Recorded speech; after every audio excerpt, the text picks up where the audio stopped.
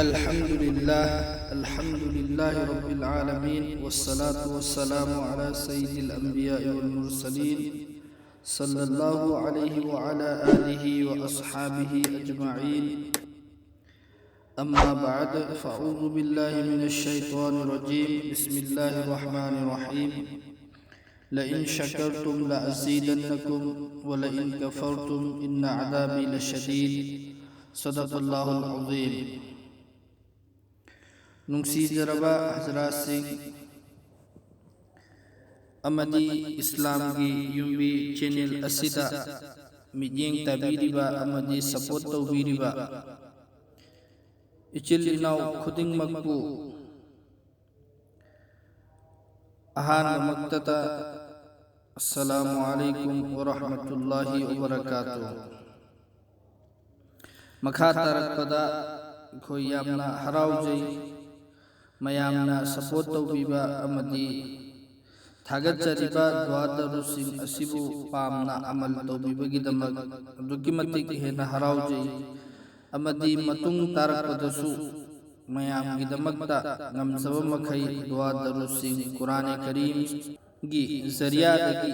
layingai ngamjaba makhai khoi थागतजरकनी। मयामना channel असिदा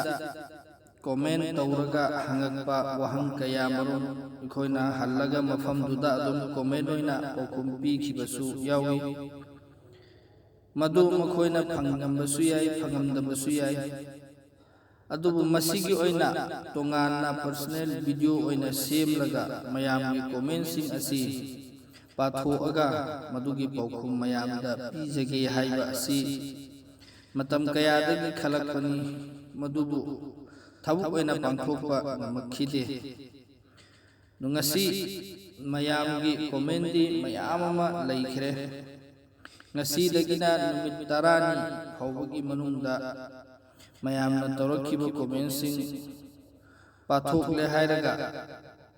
हंगकलिबा वहंगसिंग अदुगी पाउखुम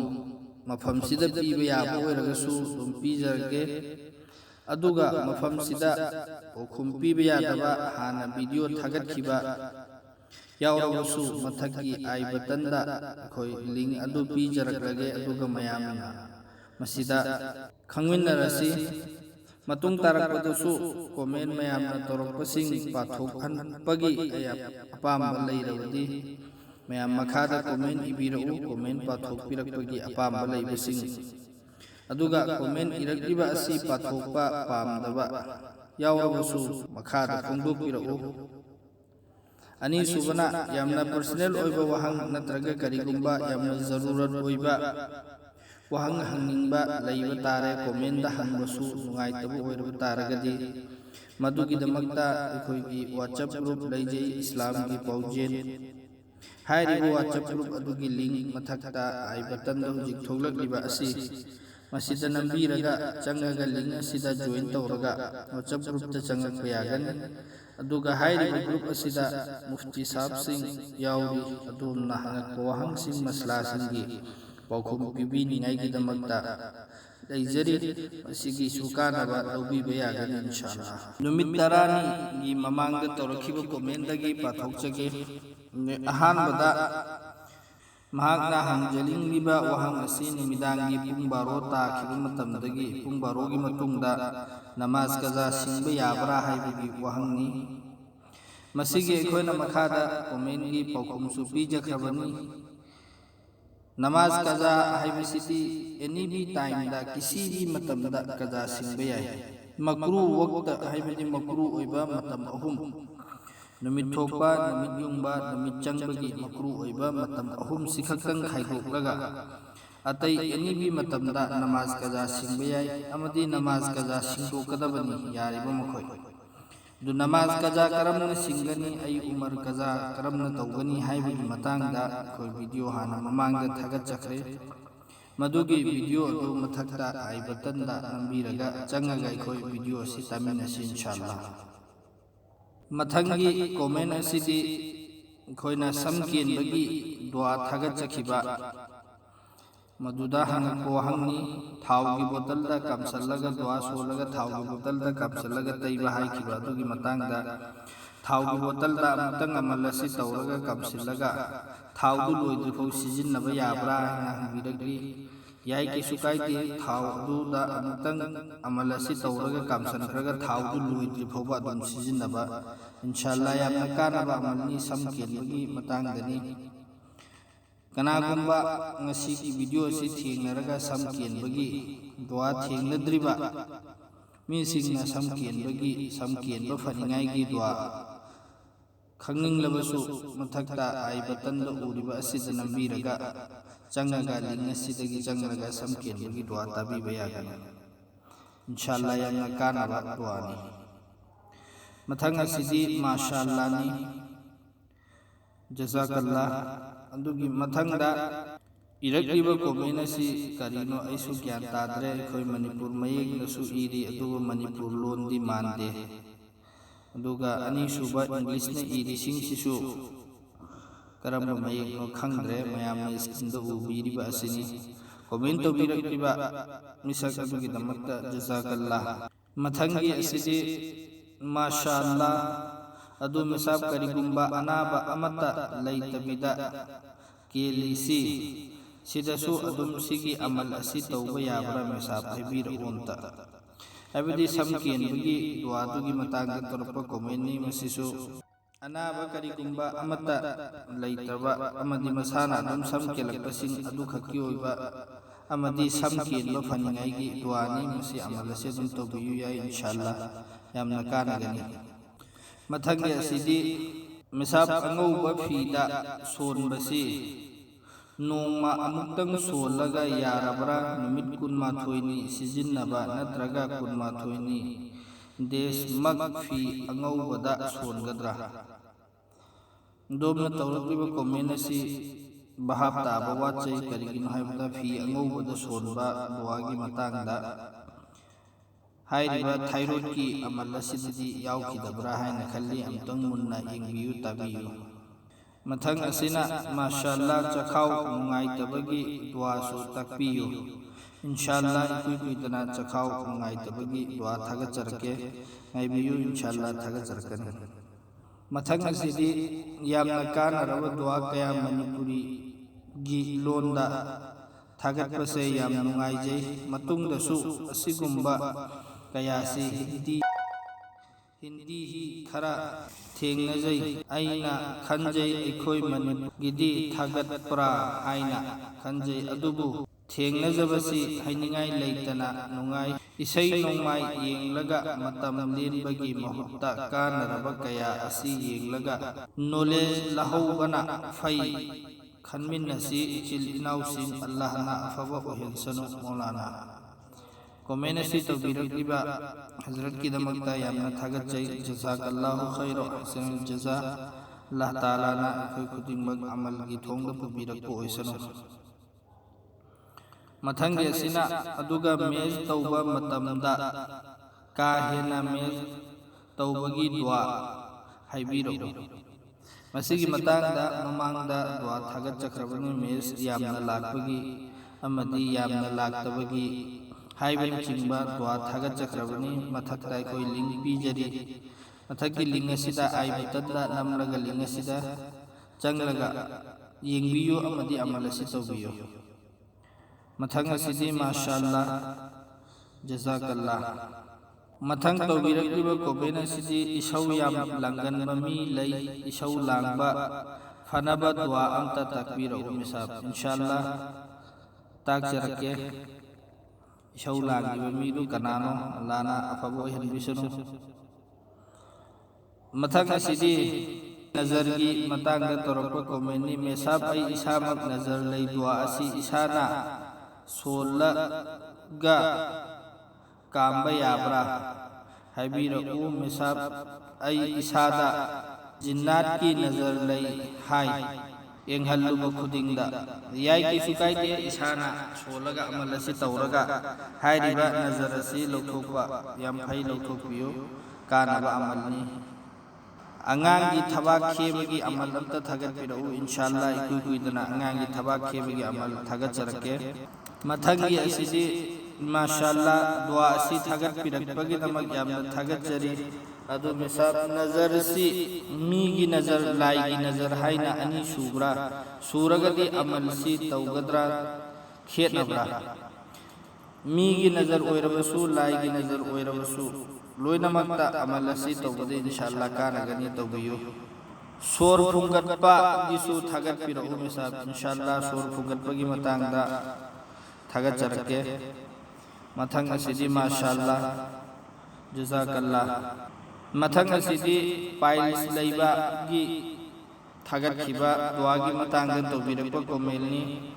दुआ अनि असि अनिमक अमल तौगदरा नत्रगना अमखक तौगदरा दुआ अनि असि अमल तोंगान तोंगाली अनि दुदगी अइना लाइगदबा अमा खल्लगा अमल तौबियु इंशाअल्लाह कानगनी मथंग असिदी नाकोम चिकपा नाकोम ताबा वाटपगी मतंगदा थागत खिबा दुआदा तौजरप कोमेलनी दुआ असि कुरान की करम सूरादा यावगे वीडियो सिदा दुआ सि मयेक सेंगजा उजद्रे मसिदा नाकोम ताबा वाटपा हाइबती अतै अतै दुआ सि खरा यामी अदोमना पामनिबा दो करम बनो ऐसु खंगजद्रे अदुगा वीडियो सि क्वालिटी खरा वांगहल्लगा येंगु इंशाअल्लाह अदुम उगनी दुआ से माशाअल्लाह मथंगे असिसु वीडियो दा इजखिबा दुआ अदु सेंगना उदबगी शिकायतनी मयामनसु तंग कमेंट हाइबिरो दुआ से सेंगनमक उदब ओइरगदी मदुगी अखोय क्वालिटी हेंगतहल्लगा मयाम जे Seng उहन्नngay gi hotnajage aduga huji fawbadi akoi gi wakhana ubudadi video quality khara wangna yengba taragadi duwa sing si sengna ugani haina thajai akoina video si thagataba matungda isamak check taujai amadi duwa si sengna ui tawbadabo youtube tadi network yamna phangdaba mafamda akoina video yengba taragadi video gi quality masana hanthai amadi video sengakte sengaktabana maram oiraga duwa iriba adu udaba oirambassu yai aduna amtang check tawthokpiyo mathang asidi rasulullah sallallahu alaihi wasallam mangda uningai gi amal thagachakhiba aduda torpa komelni misab soidana ugadra ubami yaukrabra yamna kana rabu hangni alhamdulillah हाइरिबा अमल असि थमोय सेंगना तौरिबा मिपुम खुदिंगमक अल्लाहना रसूलुल्लाह सल्लल्लाहु अलैहि वसल्लम गी नुंगसीरबा माइथोम मंगदा उहनबिखिबा कया यावख्रे अमदि अखोयनासु अमल सि तौबा तारगदि इंशाअल्लाह सोइदुन उगनी मथंग असिदि मी अमगी हचांगदा पोसेबा लई और लईते हाइबा सिगी मतंग वीडियो अमतंग सेबीरप यागद्रा इंशाअल्लाह सेबजरके पोसेबा लई लईते करमना खंगनी हाइबगी मतंगदा खंगनिंगाइगी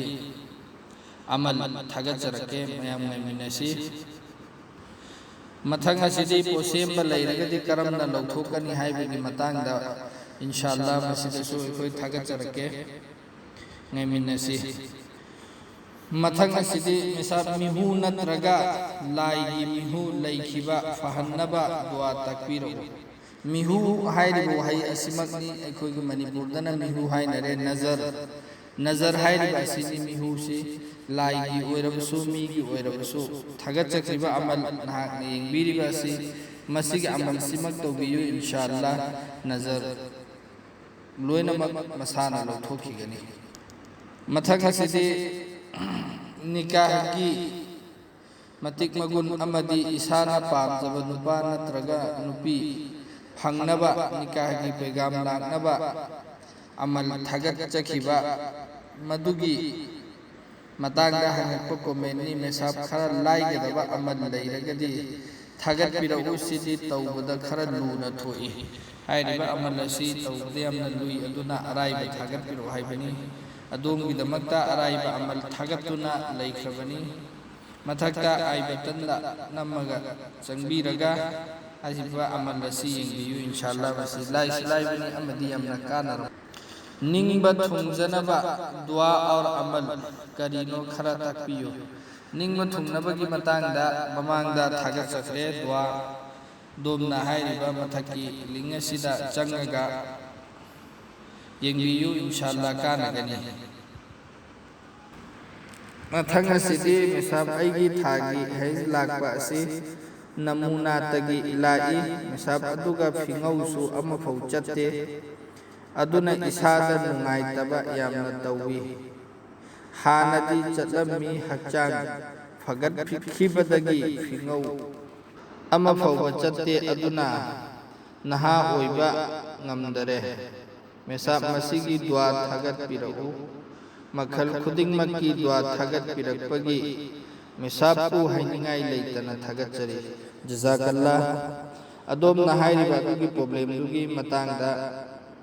ꯊꯥꯒꯤ ꯃꯦꯖ ꯌꯥꯝꯅ ꯂꯥꯛꯅꯤꯡꯉꯥꯏꯒꯤ ꯃꯇꯥꯡꯗ ꯗꯨꯋꯥ ꯊꯥꯒꯠꯆꯈ꯭ꯔꯕꯅꯤ ꯃꯃꯥꯡꯗ ꯃꯊꯛꯇ ꯄꯤꯔꯤꯕ ꯑꯥꯏ ꯕꯇꯟ ꯑꯁꯤꯗ ꯆꯪꯂꯒ ꯑꯗꯣꯝ ꯑꯁꯤꯒꯤ ꯑꯃꯜ ꯑꯁꯤ ꯌꯦꯡꯕꯤꯌꯨ ꯑꯃꯗꯤ ꯑꯃꯜ ꯇꯧꯕꯤꯌꯨ ꯑꯗꯨꯒ ꯐꯤꯉꯧ ꯂꯥꯛꯇꯕ ꯑꯗꯨꯒꯤ ꯃꯇꯥꯡꯗ ꯏꯟꯁꯥꯜꯂꯥ ꯑꯩꯈꯣꯏ ꯗꯨꯋꯥ ꯊꯥꯒꯠꯆꯔꯛꯀꯦ ꯉꯥꯏꯃꯤꯟꯅꯁꯤ ꯅꯨꯡꯁꯤꯅꯕ ꯊꯨꯡꯅꯅꯕ ꯗꯨꯋꯥ ꯑꯝꯇ ꯍꯥꯏꯕꯤꯔꯛꯎ ꯃꯤꯁꯥꯞ ꯅꯨꯡꯁꯤꯅꯕ ꯍꯔꯥꯝꯅꯤ ꯑꯃꯗꯤ ꯅꯨꯡꯁꯤꯅꯕ ꯊꯨꯡꯅꯅꯤꯡꯉꯥꯏꯒꯤ ꯂꯝꯕꯤ ꯇꯥꯛꯏꯕ ꯃꯤꯗꯨꯁꯨ ꯒꯨꯅꯥ ꯄꯨꯒꯅꯤ ꯈꯟꯖꯩ ꯑꯗꯨꯒ ꯑꯇꯣꯞꯄ ꯂꯝꯕꯤ ꯅꯨꯡꯁꯤꯅꯕ ꯅꯠꯇꯅ ꯑꯩꯅ ꯀꯅꯥꯒꯨꯝꯕ ꯃꯤ ꯑꯃ ꯄꯥꯝꯃꯦ ꯅꯨꯡꯁꯤꯔꯦ ꯑꯗꯨ ꯑꯣꯏꯕ ꯇꯥꯔꯒꯗꯤ ꯌꯥꯝꯅ ꯂꯥꯏꯕ ꯃꯑꯣꯡꯗ ꯑꯩꯈꯣꯏꯒꯤ ꯑꯍꯜ ꯂꯃꯟ ꯆꯠꯍꯜꯂꯒ ꯌꯥꯅꯍꯜꯂꯒ ꯊꯨꯡꯅꯈꯤꯕ ꯃꯁꯤꯗꯒꯤ ꯍꯦꯟꯅ ꯐꯕ ꯑꯇꯩ ꯂꯝꯕꯤ ꯂꯩꯔꯣꯏꯗ꯭ꯔꯥ ꯍꯥꯏꯅ ꯈꯟꯖꯩ ꯑꯗꯨꯅ ꯅꯨꯡꯁꯤꯅꯕ ꯍꯣꯏ ꯑꯩꯒꯤ ꯑꯄꯥꯝꯕ ꯃꯤ ꯑꯗꯨ ꯊꯨꯡꯅꯤꯡꯉꯥꯏꯒꯤꯗꯃꯛꯇꯗꯤ ꯗꯨꯋꯥ ꯂꯩꯖꯩ ꯃꯊꯛꯀꯤ ꯑꯥꯏ ꯕꯇꯟ ꯑꯁꯤꯗ ꯆꯪꯂꯒ ꯑꯗꯣꯝꯅ ꯄꯥꯝꯂꯤꯕ ꯃꯤ ꯑꯗꯨ ꯊꯨꯡꯅꯤꯡꯉꯥꯏꯒꯤ ꯗꯨꯋꯥ ꯑꯁꯤ ꯁꯤꯖꯤꯟꯅꯕꯤꯌꯨ ꯃꯊꯛꯇ ꯂꯤꯡ ꯑꯁꯤꯗ ꯆꯪꯕꯤꯌꯨ ꯃꯊꯪ ꯑꯁꯤꯗꯤ ꯗꯨꯋꯥ ꯑꯁꯤ ꯏꯊꯣꯛꯄꯤꯔꯛꯎ ꯋꯥꯈꯜ ꯅꯨꯡꯉꯥꯏꯇꯕ ꯃꯇꯝꯗ ꯑꯜꯂꯥꯍꯒꯤ ꯀꯂꯥꯝ ꯍꯥꯏꯕꯗꯤ ꯋꯥꯈꯜ ꯅꯨꯡꯉꯥꯏꯔꯛꯇꯕ ꯃꯇꯝꯗ ꯇꯧꯒꯗꯕ ꯑꯃꯜꯒꯤ ꯃꯇꯥꯡꯗ ꯊꯥꯒꯠꯈꯤꯕ ꯚꯤꯗꯤꯑꯣ ꯑꯗꯨꯗ ꯇꯧꯔꯛꯄ ꯀꯣꯃꯦꯟꯅꯤ ꯗꯨꯋꯥ ꯑꯗꯨꯃꯇꯝꯗꯨꯗ ꯚꯤꯗꯤꯑꯣ ꯃꯅꯨꯡꯗ ꯑꯗꯨꯝ ꯏꯊꯣꯛꯑꯒ ꯍꯥꯞꯍꯧꯗ꯭ꯔꯦ ꯃꯁꯤꯒꯤꯗꯃꯛꯇ ꯌꯥꯝꯅ ꯅꯨꯡꯉꯥꯏꯖꯗꯦ ꯃꯇꯨꯡ ꯏꯟꯁꯥꯜꯂꯥ ꯋꯥꯈꯜ ꯊꯝꯖꯒꯦ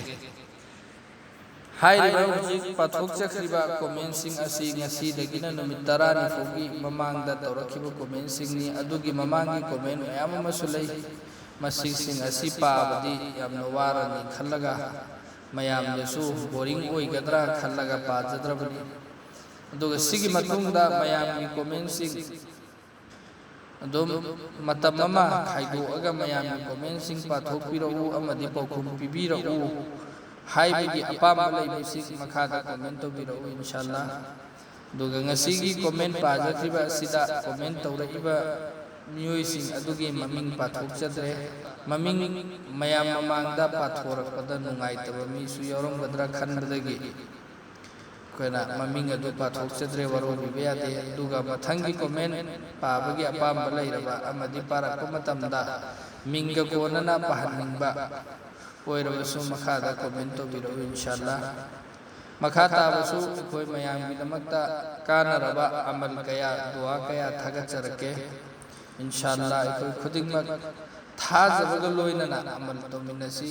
ꯊꯥꯖꯕꯒ ꯂꯣꯏꯅꯅ ꯇꯧꯕ ꯑꯃꯜꯗꯤ ꯏꯟꯁꯥꯜꯂꯥ ꯑꯜꯂꯥꯍꯅ ꯁꯣꯏꯗꯅ ꯃꯗꯨꯗꯒꯤ ꯀꯥꯟꯅꯕ ꯐꯪꯍꯜꯂꯤ ꯑꯜꯂꯥꯍ ꯇꯥꯂꯥꯅ ꯑꯩꯈꯣꯏ ꯈꯨꯗꯤꯡꯃꯛ ꯍꯦꯟꯗꯣꯛ ꯊꯣꯏꯗꯣꯛꯅ ꯑꯃꯜꯒꯤ ꯄꯥꯡꯒꯜ ꯄꯤꯅꯕꯤꯕ ꯑꯣꯏꯁꯅꯨ ꯑꯥꯃꯤꯟ